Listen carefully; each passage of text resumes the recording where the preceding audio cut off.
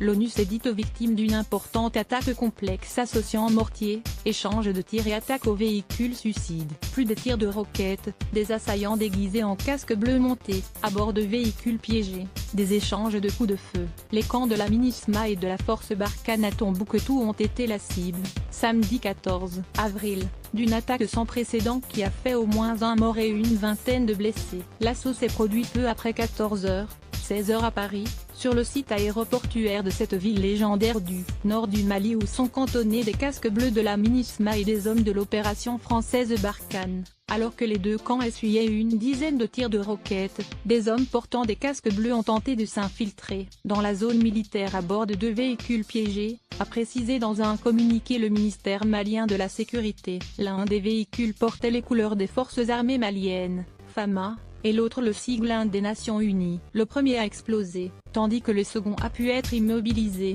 Une attaque qu'on n'avait jamais connue selon la MINUSMA. Un de ces casques bleus a été tué lors d'échanges de tirs. Une dizaine d'autres ont été blessés. Le ministère malien a indiqué que l'attaque avait également fait une dizaine de blessés côté Barkhane. Les combats ont pris fin vers 18h30, plus de 4 heures après leur début, selon le